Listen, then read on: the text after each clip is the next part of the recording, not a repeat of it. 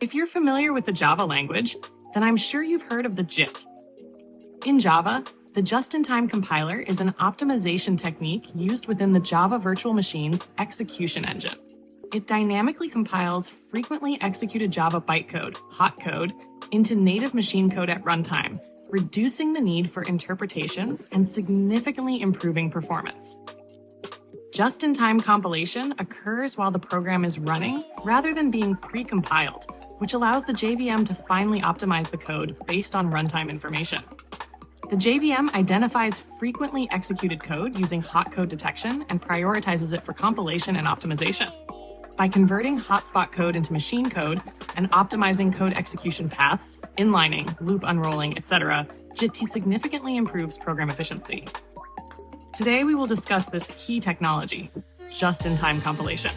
Before we delve into just-in-time compilation, we first need to understand the general compilation process of a compiler. The compilation process for a typical programming language consists of several stages. The source code is written as a file with a file extension for the language.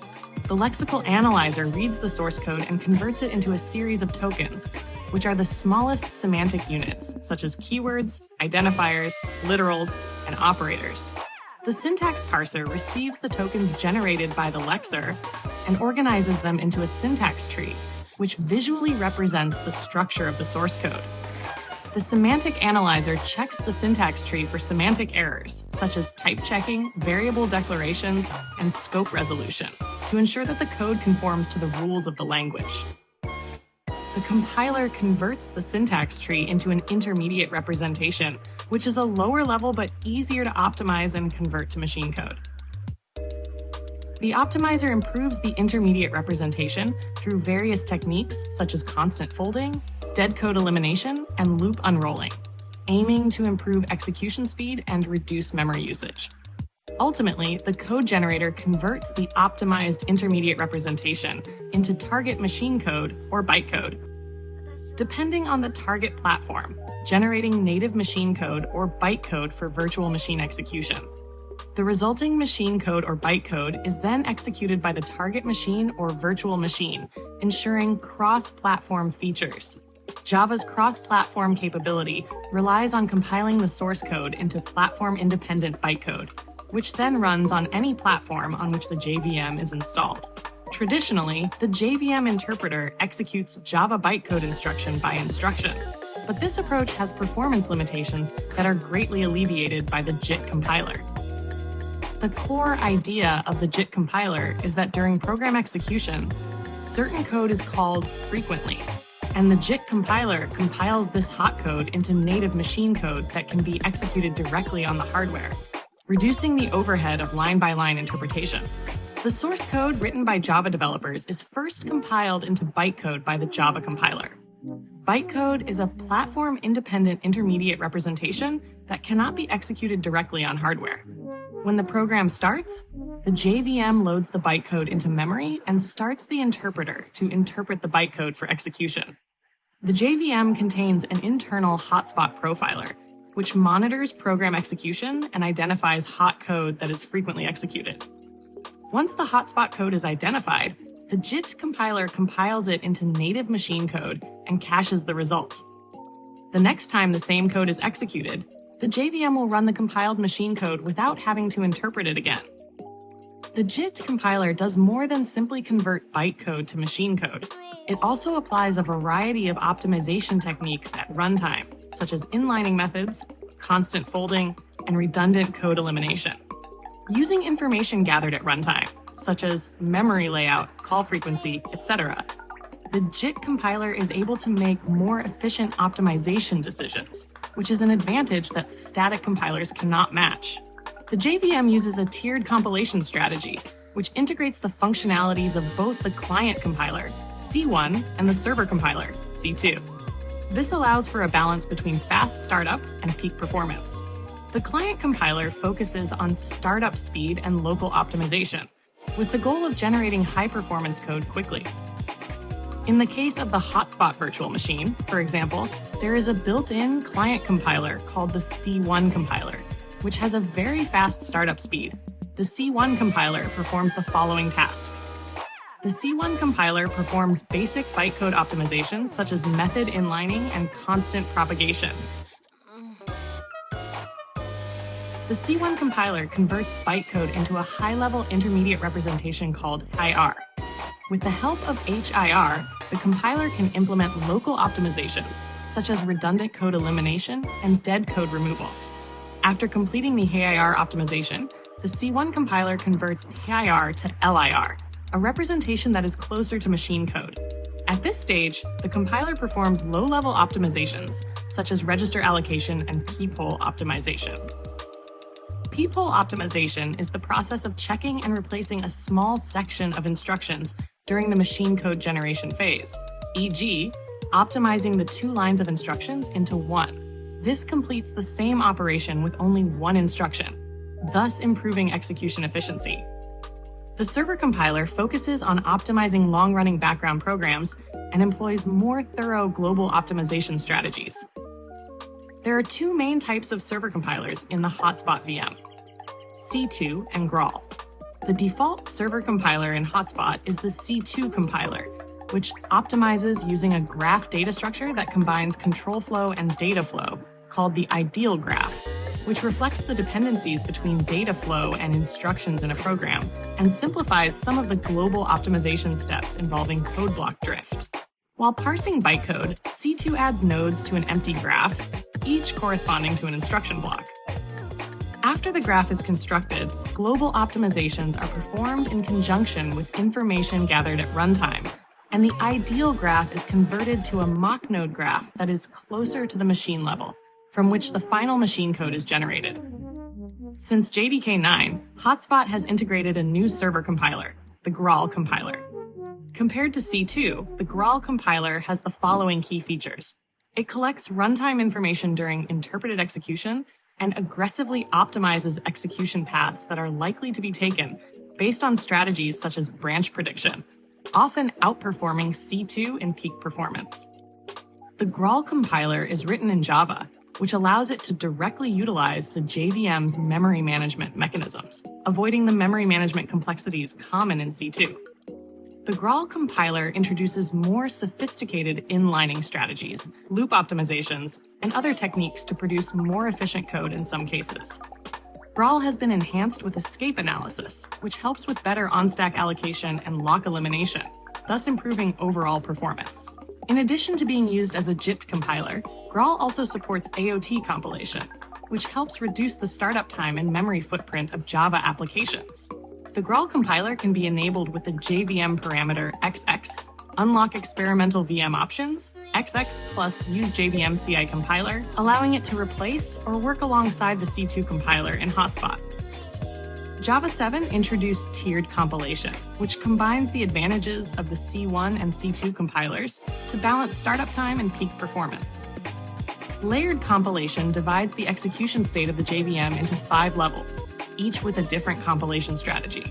Programs are initially executed line by the interpreter to ensure fast startup. In the first stage, the C1 compiler performs a fast compilation of the code and basic optimizations, such as method inlining, to achieve better performance than purely interpreted execution. The second stage is still compiled by C1, but applies more optimizations, e.g. escape analysis, to further improve performance despite slightly longer compilation times.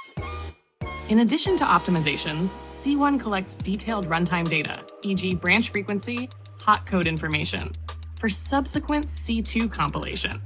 The collected data is eventually used by the C2 compiler to perform more thorough global optimizations, which are suitable for long-running code and provide the best execution efficiency. Hotspot methods typically start with interpreted execution, go through 3 layers of C1 compilation, and are then deeply optimized by 4 layers of C2 compilation. For smaller methods, e.g. getter-setter, the JVM may directly follow the C1 compilation at layer 1, after the 3-layer compilation, if the data collected from the 3-layer profiling doesn't show a significant advantage. When C1 is busy, the JVM may interpret the execution while profiling, directly compiled by the 4-layer C2.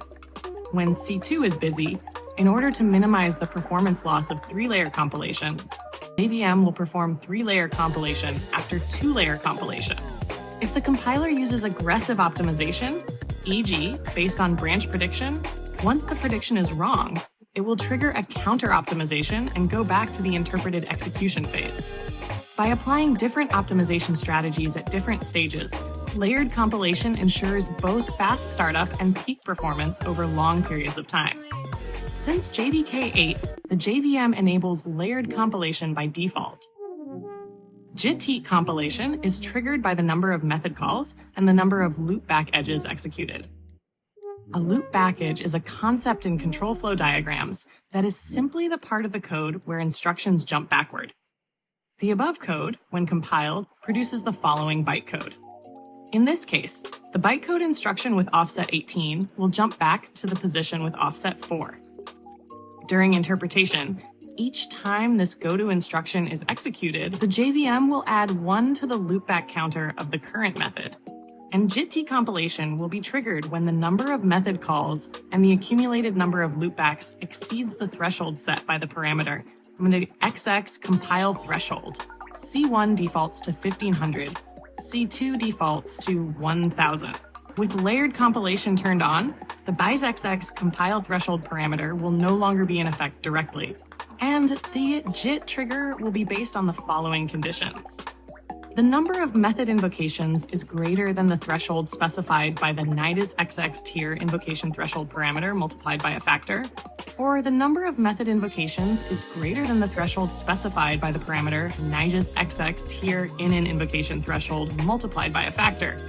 And the sum of the number of invocations and the number of loopbacks is greater than the threshold specified by -XX tier X compile threshold multiplied by a factor. That is, the trigger condition formula, let I be the number of invocations, B be the number of loopbacks, and S be the dynamically adjusted factor. If any of the above conditions are met, JIT compilation will start, and the JVM will dynamically adjust the factors according to the current compilation thread and the number of compiled methods. The JIT compiler performs a number of optimizations during the compilation process, including but not limited to the following: initial parsing of bytecode and construction of intermediate representation. Local optimizations, such as constant folding, dead code elimination, etc., are performed on the IR, intermediate representation. Perform global data flow analysis using program dependency graphs to optimize code execution paths. Convert the optimized IR into efficient native machine code and store it in code cache for subsequent direct execution. In compilation principles, the compiler is usually divided into a front end and a back end. The front end is responsible for generating the intermediate representation of IR after lexical, syntactic, and semantic analysis of the source code, while the back end optimizes the IR and generates the target code. Java bytecode itself is a kind of IR, but due to its complex structure, it is not suitable for global optimization analysis. So modern compilers usually adopt graph-structured IRs, especially in the form of static single assignment. At control flow merge points, SSA introduces 5 functions to merge multiple incoming values at control flow merge points. In SSA form, each variable is assigned exactly once, making data flow analysis more efficient. Because each variable is assigned only once in the SSA form, the compiler can easily identify things like redundant assignments and optimize unnecessary operations. This code might look like this when converted to SSA IR. After analyzing the data flow, the compiler realizes that the else branch is never executed and can be safely removed, simplifying the code. Each of the compiler's optimizations can be thought of as a transformation of the IR graph, with each phase of optimization converting the original graph into a more efficient version. As mentioned earlier, the C1 compiler internally uses a high-level intermediate representation, HIR, and a low-level intermediate representation, LIR, both in the form of SSA. HIR consists of a control flow graph structure consisting of several basic blocks, each of which contains instructions in SSA format. Each basic block contains SSA formatted instructions. The basic block contains a chained list of predecessors and successors, as well as a series of execution instructions. After the bytecode has been traversed by Graph Builder, the linking table of basic blocks containing only block begin is constructed And then the basic blocks are populated by simulating the execution of the bytecode, with the help of the operand stack value stack and the table of local variables to generate the complete high R. When iload1 is executed, the operand stack becomes I1. When iload2 is executed, the operand stack becomes I1, I2. Execute imul, pop I1 and I2, generate HIR node I3 equals I1, I2. The result is put on the stack. When istore3 is executed, I3 is written to the local variable table. The C1 compiler does most of its optimization on top of the high R, and then converts it to a more simplified LIR form in order to generate efficient machine code. The C2 compiler uses an intermediate representation called C of nodes, also based on SSA, which is characterized by the fact that it removes the traditional notion of a variable and operates directly on the basic unit of value. The graph structure of C of nodes IR can be visualized with tools such as Ideal Graph Visualizer, IGV. For example, consider the following code. Corresponds to the IR graph in B0. The start node in the basic block identifies the method entry. B3, the return node in the basic block identifies the method exit. Bold red lines represent control flows, blue lines represent data flows, and other colors correspond to special control or data flows. With this graph structure and runtime information, the JVM is able to efficiently schedule and optimize each floating node to achieve the best compilation results. Method inlining is an important optimization in JIT compilation that eliminates the overhead of method calls by copying the IR graph nodes of the called method into the IR graph of the caller method. With inlining optimization, the logic of the bar method is embedded directly into the foo method, eliminating additional call overhead and making subsequent optimizations, such as constant folding, easier. Escape analysis is a JVM optimization technique that is used by JIT compilers to enhance performance by optimizing memory allocation and synchronization. By analyzing whether an object has escaped from a method or thread, the compiler can make smarter storage and synchronization decisions. Typically, escape analysis is performed on top of method inlining and can lead to the following optimizations. If the object does not escape, the compiler can safely eliminate these locking operations, even if a synchronization block exists inside it. If the escape analysis proves that the object does not escape, the JVM can allocate it on the stack instead of the heap, thus reducing the garbage collection burden. Note, Hotspot actually uses scalar substitution rather than direct on-stack allocation.